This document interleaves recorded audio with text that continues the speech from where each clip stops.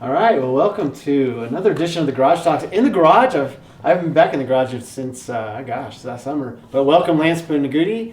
Thanks for coming out today. It's been a year almost since we did this last. I know. Thanks for having me on. It's been the longest 2 weeks ever to flatten the curve, but here we are. Wow, it's just incredible. Before we get started, tell us about your year. I mean, it's been a year since we embarked on this new world with COVID.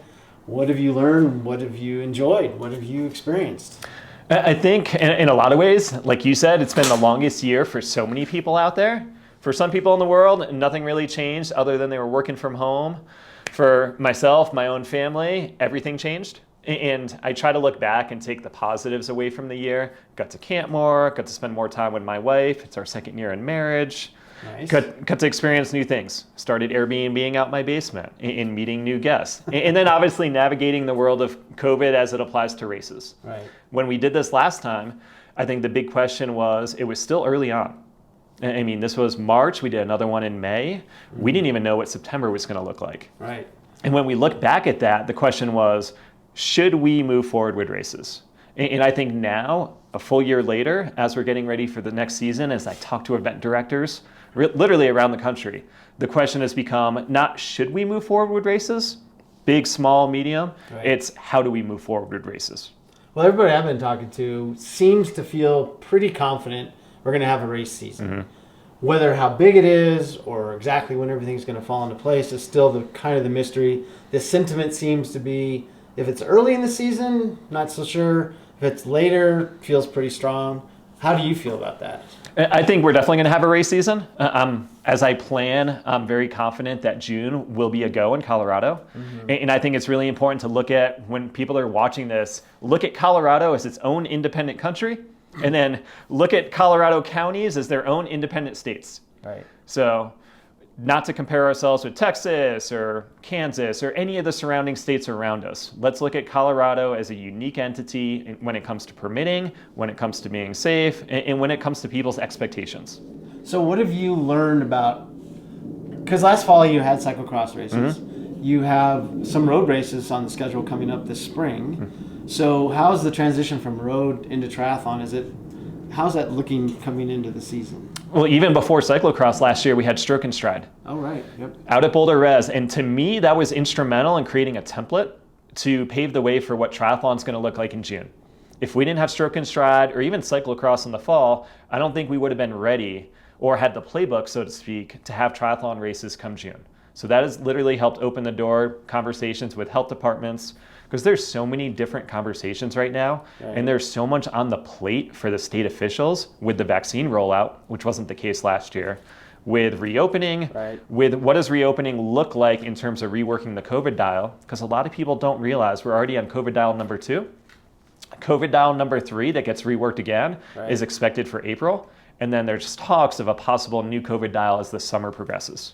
So what's the difference between a cycling event and a triathlon event in terms of how the counties look at it?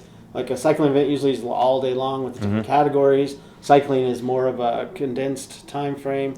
Do they look at them differently? They look at them as competitive racing. They're kind of grouped in the endurance sports category. Okay. For me, putting on both types of races is beneficial because when I have those conversations with people, there's pros and cons to both style of racing. Okay. The pro with cycling, like cyclocross, it's a long day. Right. I'm having racing traditionally from 8 in the morning all the way till 5 at night. So I can really spread things out. I can bring in multiple groups at a time. Mm-hmm. Triathlon, I don't have that luxury. But with triathlon, I have the ability, from what we learned with stroke and stride last year, to do a time trial format. Okay. To have one racer go off every 6 seconds, or to have spread out lines of racers where 3 people, and that's our plan right now as it's going into June, okay. To have 3 people on the start line, 6 feet apart, going off every 5 or 10 seconds. In the water? Into the water. Okay. Yep. So it's kind of like a modified what Ironman's done with their rolling start. Right. Just think of a very structured, organized version of that. Okay. And then cycling would be similar, where you'd keep a category of 25 or less. Mm-hmm. Even though right now the health mandate is 10 or less. Is that right? So that's where it gets a little confusing, yeah. and it's really confusing for the athletes. And no kidding, it's confusing for individual county health departments too. Yeah. So someone watches Channel 9 News at night, they see the COVID dial, and they see, all right, Broomfield, Jefferson County, literally last week moved to level blue. Great. Boulder County, Denver County at level yellow. Stop you right there. Blue means what? Blue means good. Yeah, I knew blue mean good, but how many people? So total event capacity for blue is 250 for outdoors. Okay. Yellow, 175. Okay. So it's moving in the right direction. It's moving a little bit quicker than we hoped actually back in November. So Colorado is doing great with the vaccine rollout, depending on what news outlet you watch. Yeah, right. So we're actually on target. So as of last week, 71% of the 70 plus population, which is obviously the at-risk group, has been vaccinated. Okay. Obviously the Johnson & Johnson single dose vaccine just came out, which adds more supply. So Colorado's goal last week was actually 70%. So we're tracking. We're tracking. Right. So all those phase 1, 2, 3 for the vaccine rollout in conjunction with the reopening are on schedule or ahead of schedule.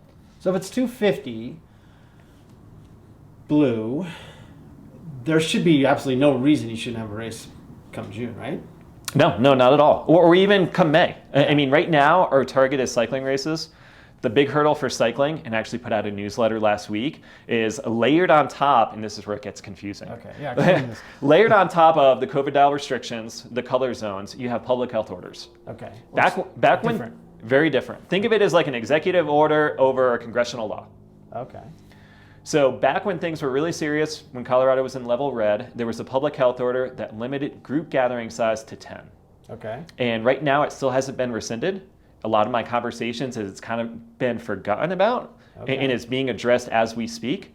Okay. So there's a lot of things for the month of March that are in the works. I think come April, we'll see a lot more clarity. So tell me what happens in Boulder specifically, because a lot of your races are at Boulder Res.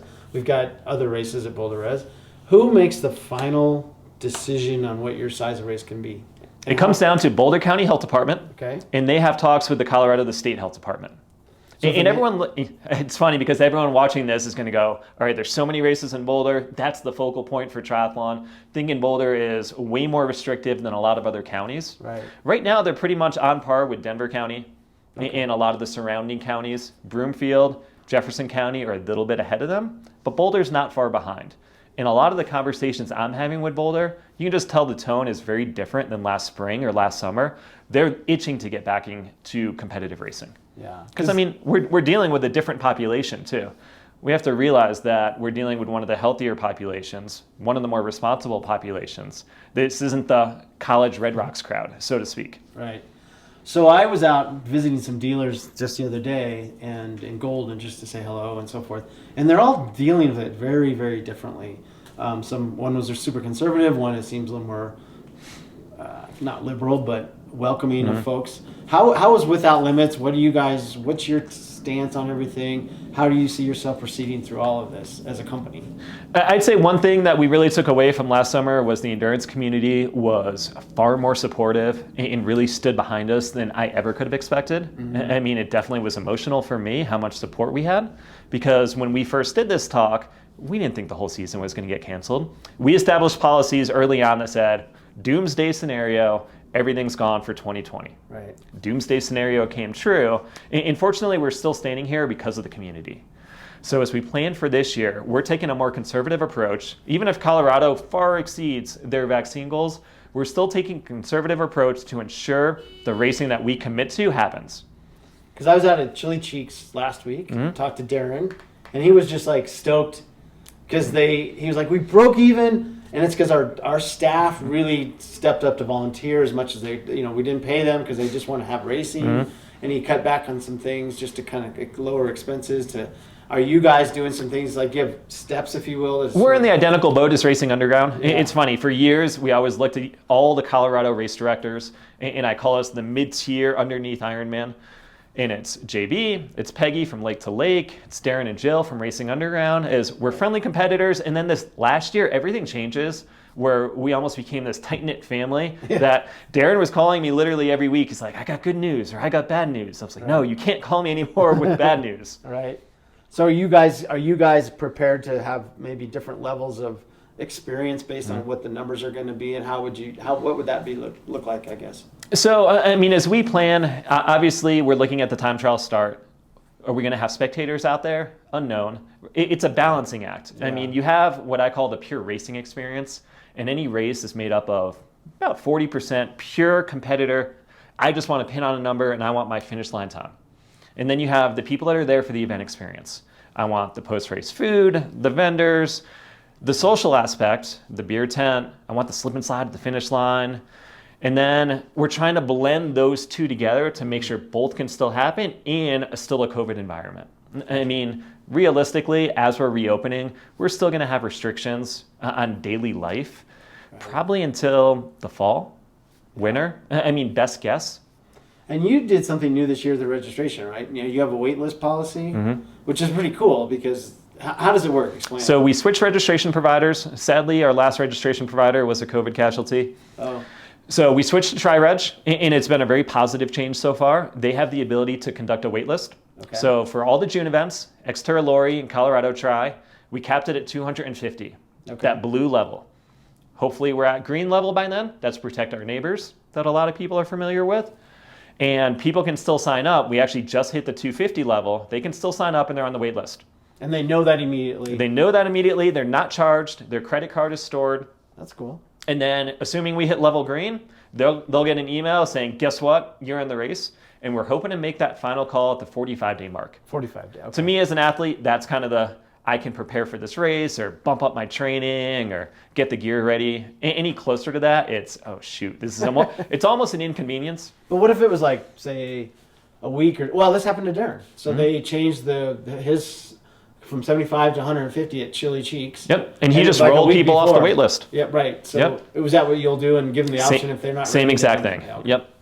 Okay, that's pretty exciting. And we're not going into the year. There were a lot of races last year that pushed to the fall. We saw it with events in every industry. Right. They said, all right, we were traditionally in May or June. Now we're September and October. We're not pushing anything. If it can't happen on the date it's supposed to happen, it will be canceled. Okay. And then we're rolling over 100% of the entry fees to 2022. Perfect. Yep. So what else is happening? Like volunteers, has that changed much for you? It's gotten a little bit tougher. Yeah. A lot of times we've relied on groups, high school groups, college groups, and for legality reasons, literally due to COVID, a lot of groups are not allowed to volunteer. So, I mean, that's kind of not the biggest concern. I know the community is going to be ready and jonesing to get back out there when it's the right time. But we're going to rely on a lot more individual volunteers. So check that out. So yeah, if you want a discounted entry fee, we need to blow up Olympia's inbox. So that's what happens, all right? They get a discount if they volunteer. They do. And you did something different with that too, right? You tell me what you did with that. I forgot. Yep. So this year, if you sign up to volunteer for a September race, but you want to race a June race, in the past we made sure you're volunteered before you raced. Oh, right. That's what it was. Yep. That way you didn't just race on your discounted entry and then just bail on the race, which doesn't really happen, but it has. Yeah. So this year, to make sure our volunteers get in because of the COVID caps, we're saying you sign up to race, you get your discount code, go sign up, and then it's the honor system. You screw us over, we'll find a way to screw you over. I kind of get a sense that talking to different folks that the community has been more supportive than anybody ever would have thought. Is that a fair statement? It is, 100%. Yeah. And I can't tell you just how many racers that I've known their name for a lot of the years, but this year I got to know them personally. And just because they would check in, send a positive email, send me pictures of them wearing their Colorado Triathlon buff that was actually an award a couple years ago. Yeah. I mean, it was little things like that that made a tremendous difference in just keeping our staff excited. How about yourself? How about your own spirits? What kept you still engaged? And I mean, I know you want to sit your business, but it has to feel like a personal thing as well. For me, it was kind of just seeing a little bit of a light at the end of the tunnel and just kind of remembering what it felt like to put on a race again. Those nerves when you wake up in the morning. I felt that again for cyclocross season. Yeah. I felt it in a very different kind of way because there were added stresses with, all right, how is everyone going to adhere to the COVID restrictions? And then when we actually put on the cyclocross races, I started to relax again. I started to realize that, hey, our population is very different than what we're seeing out in the world being reckless. We never had an issue with cyclocross, with anyone not wanting to wear a mask or not wanting to do their medical check-in. Everyone was on top of every single piece that really fit into the big puzzle. So what is new this year with some of your races? Anything? I mean, I realize you're going to have the same races, but are some new twists to them besides not COVID related, but maybe something else? We'll see. You'll see? Yeah. Okay. I mean, it's early on. Yeah. Which is exciting. So obviously the time trial start would be very new. And who knows, if people love it, maybe that's something that sticks around for a couple of races in the future. Right. How about Steamboat? Because you were going to have it last year and it didn't happen, obviously. Is that, you're still planning to have that this year? We're still having 2 Steamboat races. Okay. We actually sadly had to nix the gravel event. That's the one, yeah. That's the one we had in nix this year. It just didn't fit in the calendar overall. Okay. And then we really had to balance out, all right, what's feasible this year with the extra workload that's going to be on our staff. So 2022, that was the race I was excited about. Yeah. It'll definitely be back. So it's not in 2021, 2022? Correct. Okay. Yep. Okay. Are you going to have any new categories, you think, with more SUP stuff or extra duathlons or some other things? Just based on the trend that we saw before COVID really hit, I think the SUP category is going to explode. Yeah. So, I mean, we had 40 athletes at Steamboat Lake the first time we put it in. I think that's going to be 60 to 75. Oh, that's cool. Well, talk about real quick, real road racing coming up in the next 2 months.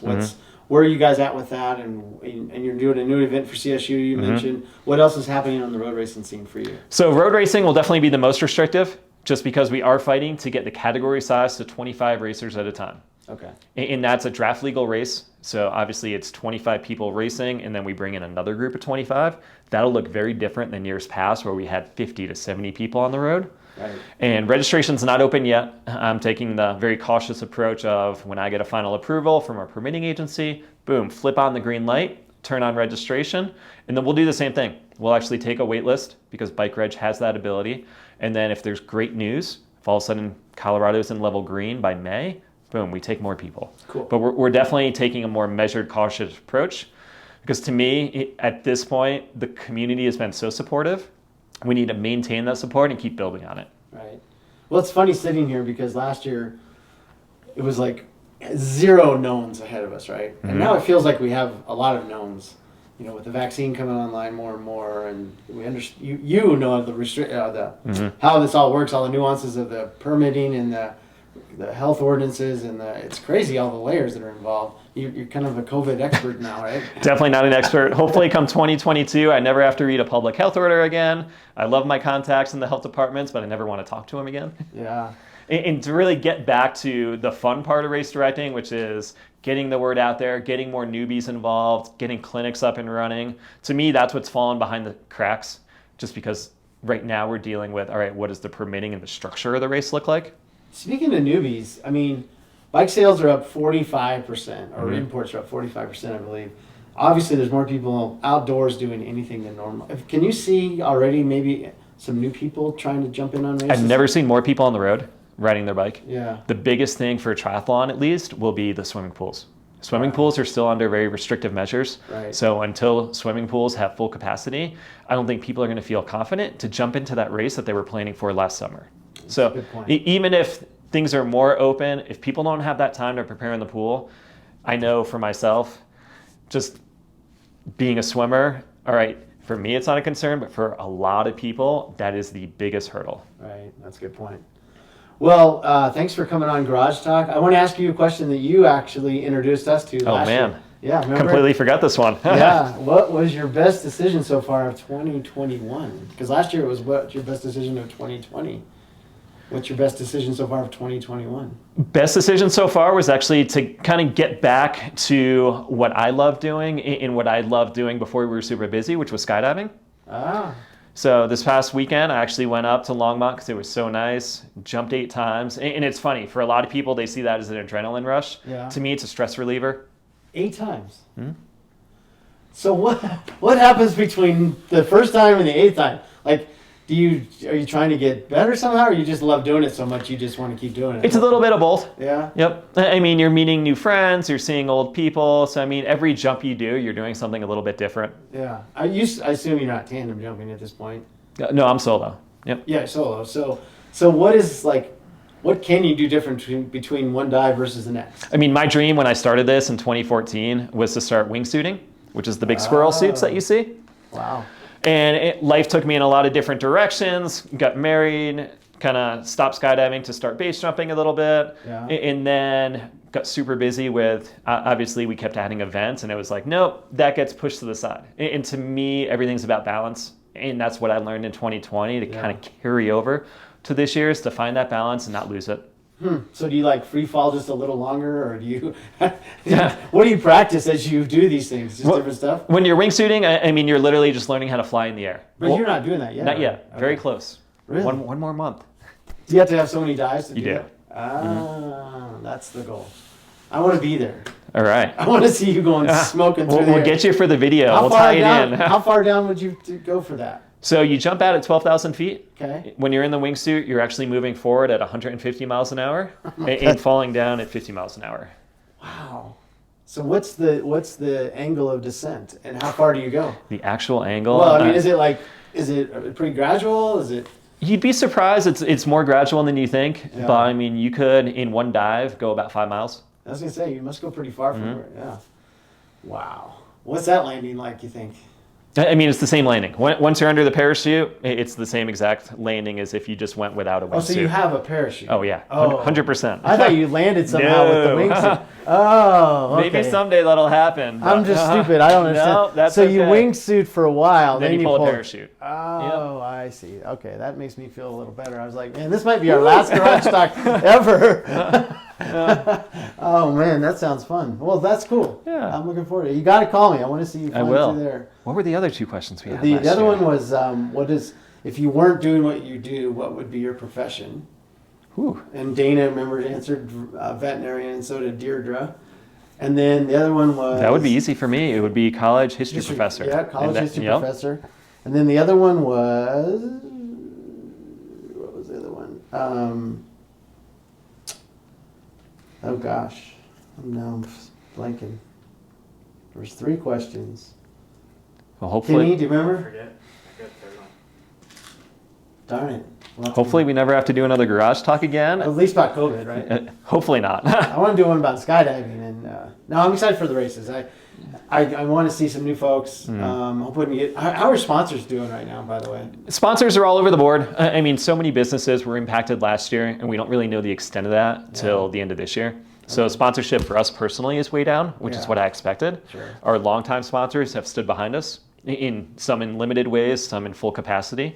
So it'll take a little bit for everyone to get back on their feet, but Right. we knew that going into the year, so we planned for that. well, cool. Anything else you want to share before we say goodbye? I think the biggest thing is right now, kind of look at the race schedule. Even if you're still waiting and hesitant to sign up for a race, start penciling in those races on a calendar, because to me, that's what gets people excited, gets them out there training. And then don't be afraid to email us, check the website for updates, check social media for updates. When I have good news, I share it right away. When I have bad news, I share it right away. Well, it sounds like there's not much to lose, right? If something drastic happens, you just can kick it out till 2022, Exactly. and it's not $700 or something. And we're not going to push anything to September, and you're not going to look at your calendar and go, oh, wow, I got 20 concerts, 5 triathlons, and 2 Ironman races in September. Like, here we go. right. The schools start in November, so everybody can do their stuff, right? Yep. Well, thanks for being on. No, It's thank great you. to see you. Kenny, thanks for coming out. Awesome, guys.